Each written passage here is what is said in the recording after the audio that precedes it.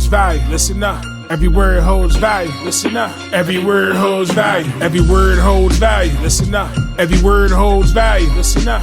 Every word holds value. I don't feel no type of way about nothing. I feel shit, nigga. I'm finessing this shit. So with that being said, man, you finessing this shit. Let me ask you though, and so we haven't reached critical acclaim. The podcast.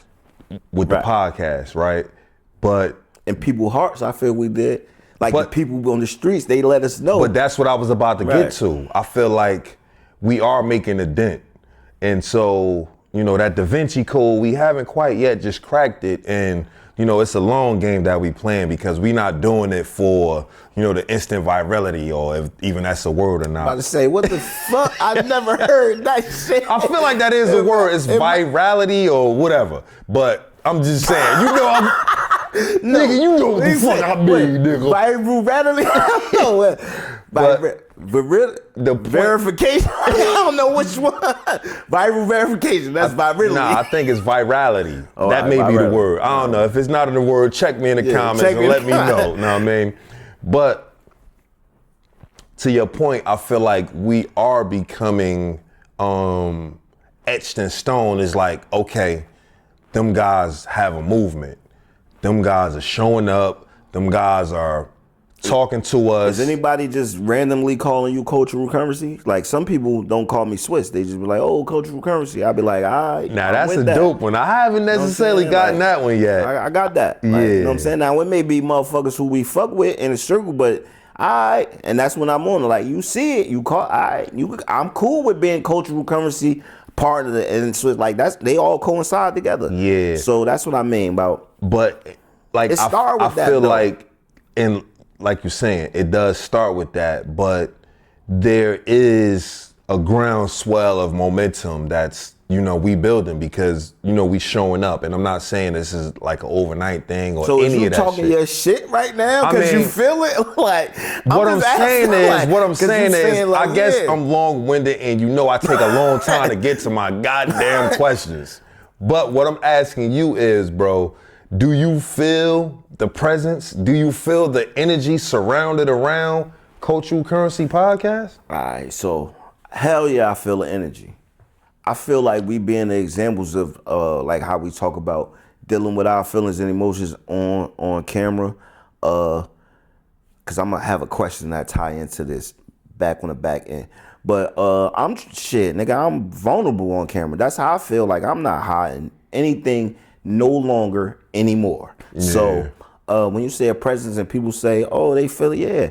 What you see me and how I'm moving, if you don't have this conversation or you ain't tapping into this, you probably not gonna get the me that you need to know. Yeah. Because I'ma just be in the wind or doing what I need to do, doing my research for this or creating. So when I come back in front of the camera, I am who I said I am. Yeah. So that's what I like about it for me. Like, I don't know, like, this shit keep it, all right. If we don't be consistent, right, how the fuck we promoting consistency? So that's what I'm saying. That's a bar. Like, and he's only 16. Like, you feel me? So it's like, know what I mean? Like I said, we had talks off camera and I don't know, you feel me, you other than, but the figures you make, the figures I make is different. We go through different things, but we show up here. We exchange information. You get what I'm saying? What is cultural currency about? You feel me? Absolutely. So our consistency of just the friendship that we built from, like you said, I go to being on a block because that's where our friendship started from. Remember the hood? But that's where we started from. So building it also show off camera, I know we can build to be something greater than what we started from. Yeah. Meaning we can evolve to something different. This is just the beginning, just like how we ran it up out there. In my mindset, because that's where I started with no knowledge. And then we gained knowledge, put it together. We put that shit together, bro. And that's pretty dope, bro, because what I feel like my life's mission is to impact and to try to uplift the people that I come in contact with.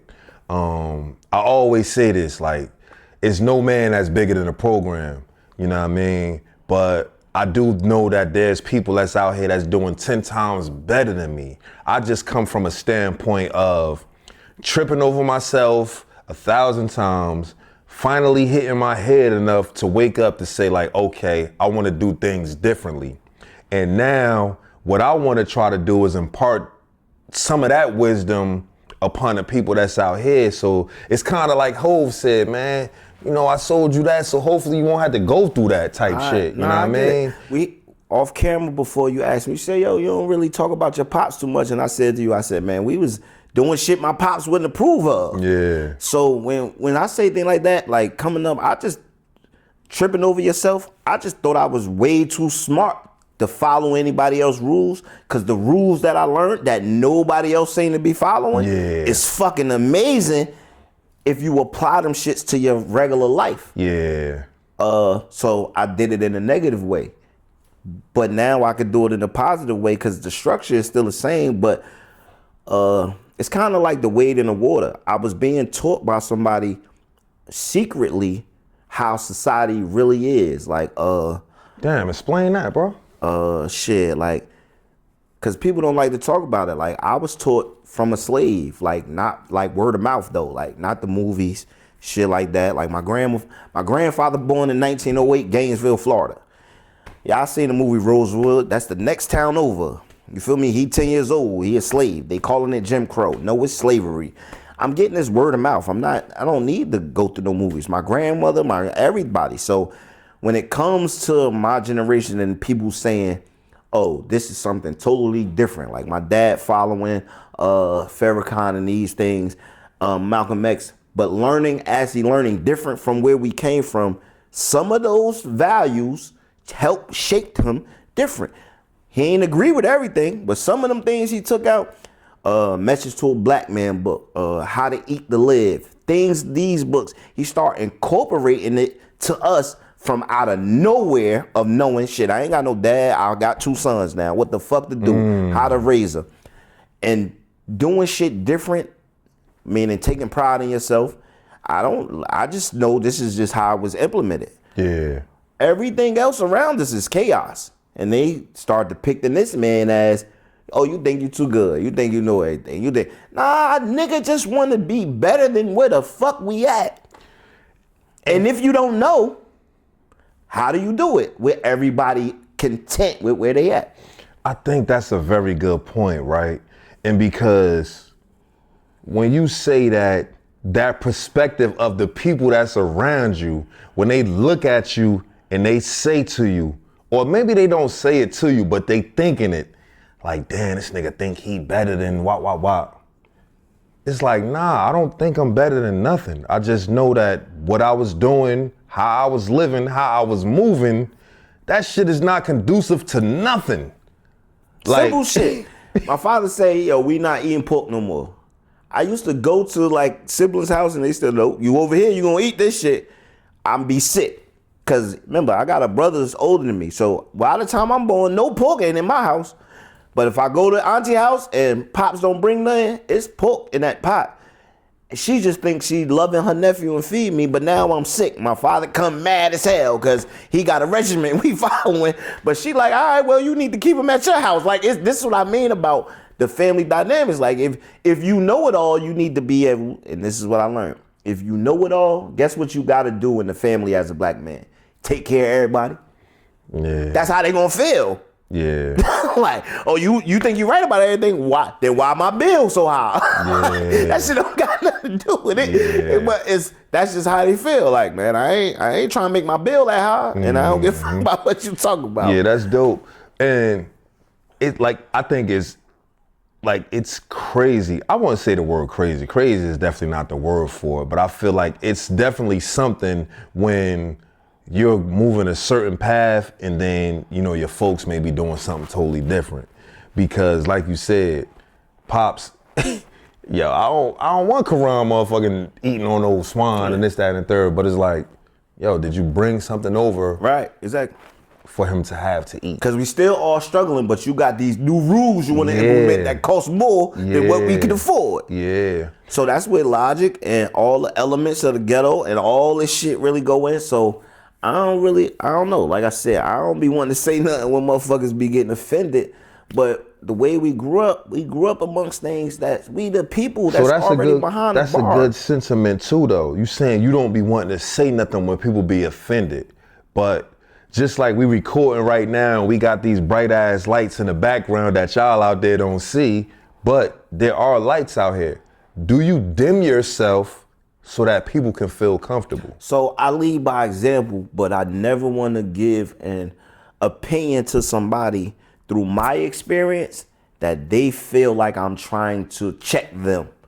Because I can't check them because I don't know how vulnerable you being about what you explaining. But as your friends and associates, right? Mm-hmm. How do you, because we all got love for people, you know what I mean? And love is like a universal thing. You know, we love our friends, we love our parents, we love our family.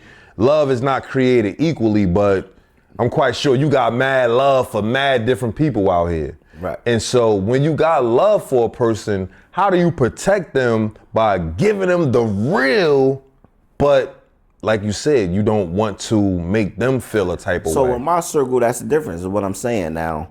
When we was talking about before, the circle of my team, I'm gonna be real first. I'm gonna be honest first, because that's how real I love you. I love you so much that I gotta be honest with you. But is it that once the pushback kind of starts is when you fall back from it?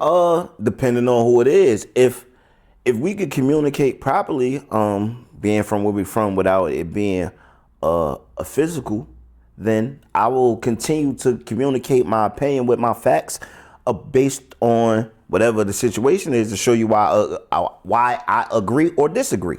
Yeah. So that's just all it is. Like I should if we friends, I should be able to tell you out who's perfect. Look, so that's the saying, right? Nobody's perfect. So how the fuck you expect me to agree with everything you say every time? Yeah, we don't agree with, you can't. Because then you'll be perfect.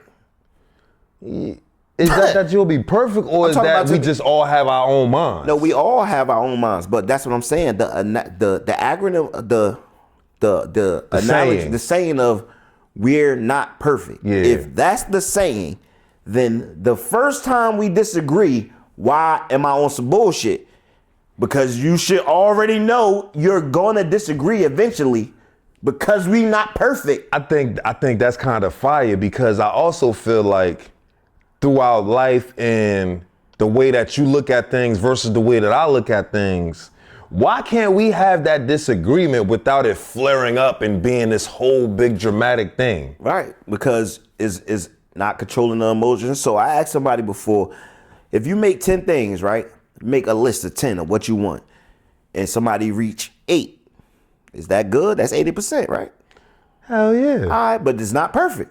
It's not perfect. So even if if you got a list of 5, remember they did reach 8 on the 10 list, but now you got a list of 5 and they reached 3 or 4. Even if they got a list of 3, they reached 2, it's still never gonna be perfect. Yeah. Cause nobody's perfect. You have to learn how to live and be conducive with each other. Hold on. So this is for the lover in me. For the lover in me. But nah, though. When I was younger and, my homie, shout out to Mahal, shout out to the homie Remo. They used to call me J Romantic. J Romantic. Hey, yo, we about to bring that back. No bull crap, though. No, man, they used to call me J Romantic. But I said that because, oh, man, I don't know why the fuck I said that. I just said some dumb shit. Hey, they call me J Romantic. Why? Why did I say that? What did that have to do with anything? It got to do with him being romantic. We about to Yo, I don't know. I just lost my whole goddamn train of thought. But shit. I mean, it is what it is. They used to call me J Romantic back in the day. I don't know what that has to do with the story and what we was taking it to. I feel like I had a very important point that I was trying to make, but I don't want to be off.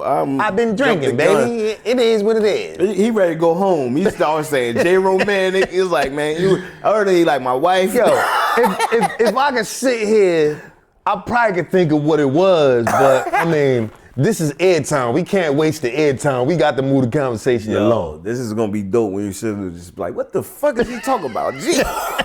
Yo, investors, I promise you, we gonna get to something realistic. You feel me? We gonna get to something. You know what I mean? Man. But so we can even talk about that. Like when motherfuckers drinking and they be going off topic. Sometimes that's what it be though.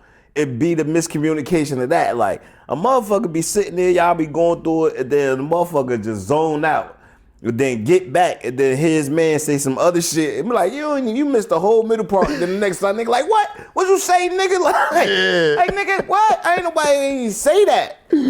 Yo, ain't nobody even say that. Nobody wasn't even talking to you, bro. Like, what is you even doing? Yeah, look, that's what I'm saying. Look, it's times where you get nice, man. You still got to lead with respect. You got to learn how to control your shit. Shout out to uncontrolled substance. You got to learn how to control your shit, baby. Shout out to uncontrolled substance, you feel baby. me? Because people, look, all right, let's see. That's what I'm talking about. Let's get into the real shit. Motherfuckers in the hood, bro. Y'all act like niggas ain't on drugs. I'm talking about functional addicts, especially the warehouse workers. The warehouse workers is doing all that fucking time on ecstasy pills and don't want to fucking admit it, bro. Hold on. They riding on those forklifts and everything. So let me ask you this though, bro, because the ecstasy era it's back. It's back? It's back. Because I remember that they had stopped doing ecstasy, they started doing Molly, and then they kind of, no. Not from going straight back to X. Oh, no. Then they went to the perks and all that type of stuff. Yeah. But it's generational. Like, nigga, our generation is still up. Hey, yo.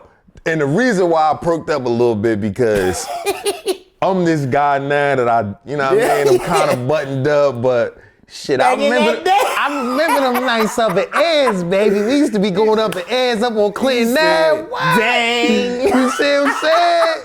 Shit, your boy was out there. Your boy was getting busy, but J Romantic. Nah, that wasn't J Romantic right there. Although I was trying to, you know what I mean, do a little something. But I mean, I said all that to say that when you kind of like messing with that type of work, I feel like that shit will have you on point, and you know what I mean. You picking them pallets like a motherfucker. You off of, you know what I mean? Yeah, that shit. You off of Earth. That shit be sounding good, but at work. we gotta be real. Look, that's because that's what we naturally able to do. Yeah. Motherfuckers is born from their mother was on e-pills, especially from my era. Like, come on, bro. Like, I don't be wanting to sugarcoat it, but I just be wanting to be real about the shit. I think you just made a realistic, crazy point. You said people were born and their moms was on e-pills. Yeah. So if you think back to that era, and we spoke about this kinda with Five Familiar when Five Familiar was up here. And it was a study that I had to, not to cut you off, but it's a study though, if your father, look, the drug, the semen that conceived you can be filled with drugs. No, but that's what I was saying though. Yeah, like the father also can be enough drugs to where what I'm saying is that semen shoot out. What I'm saying is those eras would have been 2002, 2001. I think 98. Of the E? They became popular about 2000, but I remember in 98, motherfuckers was already off the Dolphins. Yeah. Like it was just certain ones niggas knew about. By the time 98 came, it was just a variety of them. Yeah, you're right. But I think that doesn't change the point. The point that I was making was, if you look at 98, and we in 26 now, so that child would be 28 years old. Damn. So a 28-year-old right now could be moving around in society, and we don't know why they may be tripping, why they may be, to speak to a prior episode, why they may be super emotional. Or why they like E still. Or whatever drug they like. Because that's passed down from generation to generation. We born in the crack era. They said it's crack babies who survive. They say it's a study if a crack baby take crack, he might be addicted because that's already laying dormant inside of him. But that's the part that we really don't speak about. See, this is cultural currency, right? And these are the things that really, really interest me. And although I'm not speaking about it from a glamorizing standpoint, like I'm not saying go out here. Functional addicts we know, Hood. No, I'm saying that, bro. I understand that. Yeah. So, but I'm not saying go out here and use this or use that. What I am is speaking of from experience because, like I said a few minutes ago, I haven't been as buttoned up as I am now. Right. Like I lived life. You see what I'm saying? But when you think about just the drug epidemic that plagues our community, and we see how these children, how these people, how these adults are moving out here, we don't never stop and think like, damn, they could really be struggling with addiction. And this is what are guiding these moves.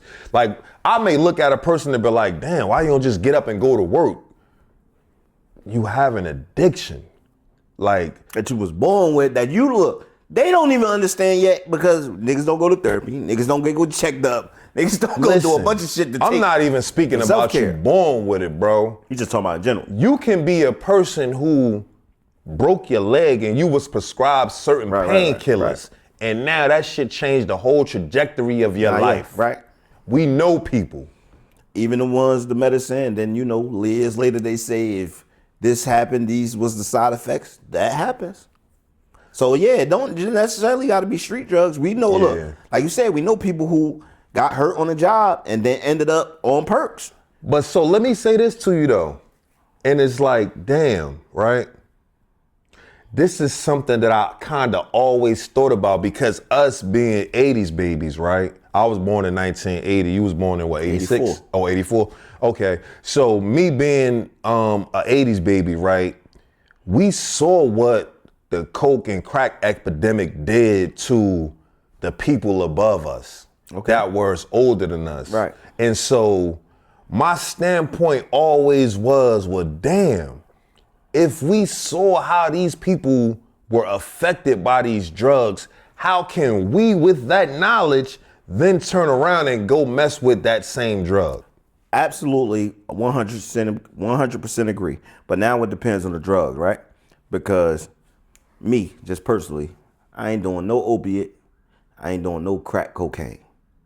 That's the era I'm from. They said in 88, that was the crack epidemic, right? And this is what people I say don't talk about. From 1980 to 8, right? When they proclaimed it a crack epidemic, who was raising Hood? Who was raising Joe? Who was raising me for them 4 years? Functional fucking addicts until they made it an epidemic. And I ain't just talking about maybe the one person I'm talking about it's somebody who was helping out the family in that who community. Were using that we know now as adults that we love. They took care of us. Look, I got a cousin who took care of me. I called her mom because look, my father, they at work. So we need somebody who up all day, gonna be up with the baby, running around.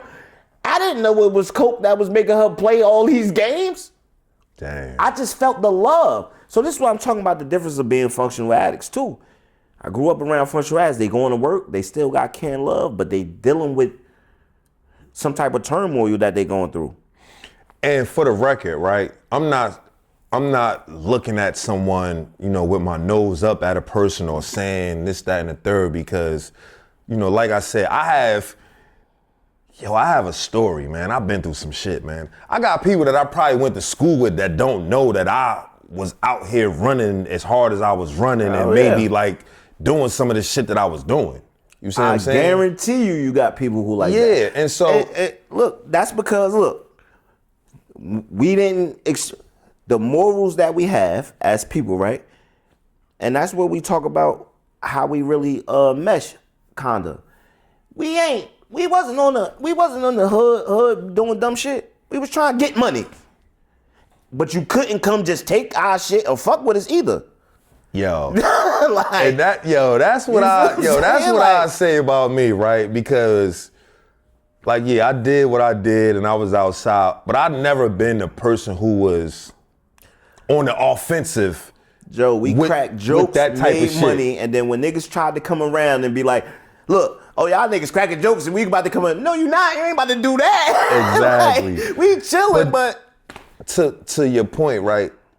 I feel like that's what I kind of like always took pride in because I've done a bunch of shit out here, but I always stood on my own. Like I never let motherfuckers influence me. Like any decision that I made and I did, it was of me. Like I wasn't out here trying to be other than what I am. I ain't gonna say I ain't gonna let niggas influence me, cause sometimes, like, see, we got stories and sometimes the crew together. Yeah. And what we doing at that moment, we sticking together. So somebody influenced it. Like, I understand. Nigga, we got shot at before and was looking at bro save somebody else. Look what you talking about. The nigga he saved wasn't in the crew. Yeah. Remember, shout out to Bump. He saved somebody at our deals. Yeah. We like, where the fuck Bump at? He's saving somebody else. Yo, me and Gank was just talking about this the other day, bruh. So, for y'all out there that's listening, we all know Ideals, right?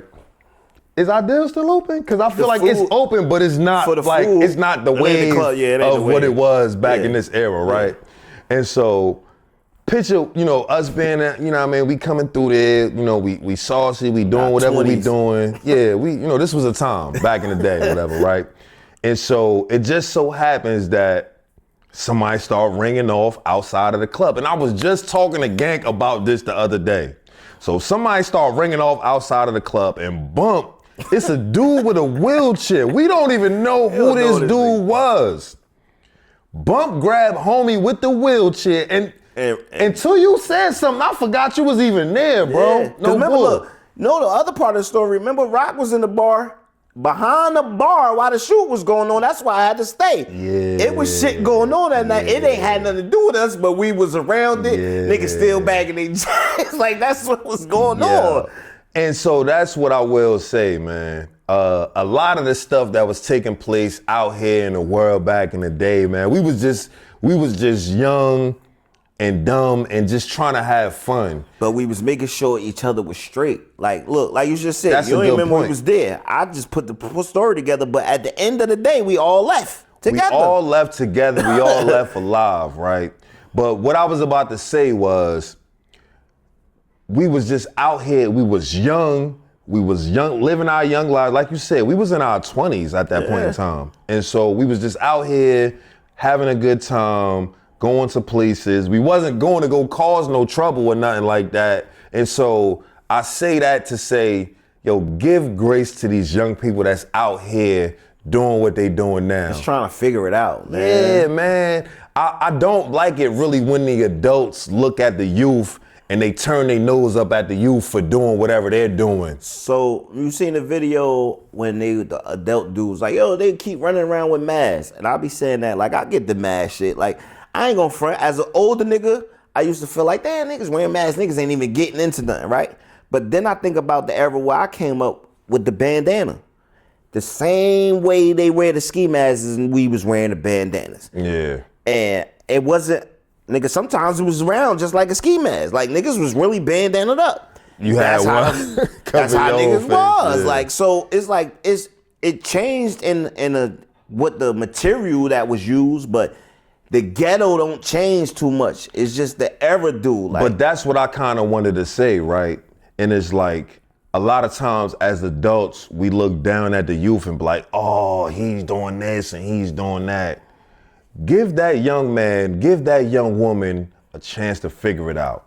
You got Malcolm X. He was Malcolm Little. Right. He wouldn't even been Malcolm X unless he did his crime. If y'all would have cut him down and ripped him off and threw him away to society, you wouldn't have had Malcolm X. You wouldn't have had the great Malcolm X. Now we talk about Maya Angelou. She was out here prostituting herself. If we would have written her off and threw her the fuck away, We wouldn't have had one of the greatest poets of the 20th century. Because I was going to go at it with like that. So he went further back, right? But the most influential female songs that be happening from back in the day, they were pre-Sexy Reds. They was cheating as we lay. Like there was always some I love with somebody else, man. You feel me? Like somebody it was secret else, lovers. You feel me? It was always that. Lil' Kim, like you feel me? That's look, the era right where I'm growing up, they listening to Lil' Kim, so you judge her, I can't listen to Sexy Red. She the new version. Yeah. That's it. So it's just how we interact with each other. Like we know our culture is about protecting our culture, but not judging it. Like, let's not act like even you sophisticated women like to shake y'all ass. Yeah, I mean, it's... Boots on the ground is shaking your ass if you didn't know. I mean, and if you don't know, boots on the ground is the electric slide, but y'all wear slutty cowboy shit and cowgirl shit. Look, I mean... boots on the ground. Don't stop like putting your boots on the ground because, you know... I mean, it is what it is. You got to do what you got to do. Yeah. You got to get rid of that energy somehow, some way. But, I mean, you know, we saying all that to say that we are more alike than we are different, man. That's what cultural currency is about, man, because I feel like it's bridging the gap because the elders, we once were the youth. The youth, eventually and hopefully, they will become us. Right. And they will be influencing and teaching and reaching down to the youth of that era. And so I just believe that, honestly, man, we need to just try to come together and relate to each other more because we are more alike than we are different at the end of the day. So, yeah, with that being said, that's what I understand. And being taught, because, like, I like to give you some investor bites, right? So this is what I was taught by OGs from where I'm from. So you got the OG, who, let's just say from the episode of Big Norm episode, right? And then you got us, you know what I mean? Me, my co-host, you feel me? And then you got, let's say, the teenagers, 20-year-olds, those three different types of generation, right?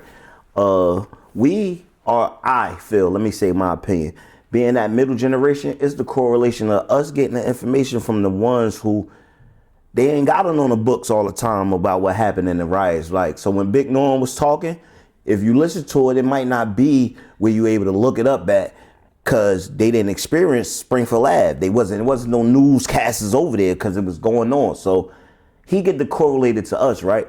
And then when my kids and kids we know, they walking up that same situation, they need to know what them riot gates was for. Because since Springfield Ave ain't always have gates, them stores ain't have metal gates all the time. Those are called riot gates. The youth just feel like they grew up with seeing them. They don't know what they for. So you got to exchange the information of this where you grew up from to know, to tell the youth, hey, yo, watch that step right there because it used to be right there, but now it's right there. But it's the same fucking hole. So just pay attention, man. Don't give the elders too much grief when they tell you to chill out. Just listen to them sometime. And the elders too, when they try to upgrade you from being younger, listen to them, man. It's a lot of ways to get that information you trying to give them a faster way. And to piggyback off of what you're saying, the elders, they can get the energy from the youth, and the youth get the game from the elders. Right. And that's what cultural currency is about. With that being said, man, I'm Joe Pro, 973. I'm Swiss Legacy. Like, follow, share, comment. All that, baby. Because we out here giving it up. You heard? Every word holds value. No Diddy, I ain't giving it up, bro. He bugging. Hey, look. What I'm saying is we out here, we pouring ourselves out. We being vulnerable on camera. Hey, I'm saying. I had to fuck with him, Cam. Y'all know that. Like, hey, yo. I had to fuck Cam, with him. that's my birthday homie, man. You already know, but. Hey, yo, I just said to get jiggy with the shit. We gonna cut it up. Pun, Cameron, Rock, and Will Smith. Get jiggy with it remix. Hey, Cam, I'm gonna put a comment on it. I ask you if you remember that shit. That's classic. With that being said, foom, foom, foom, foom, foom, foom, foom. I don't know what the fuck I'm out here doing, but it's cultural currency, baby. Peace. That's right, Hood. That's right. That's right. That's right. We gotta get a sober episode and a nice episode there. That's right. It's good, bro. man.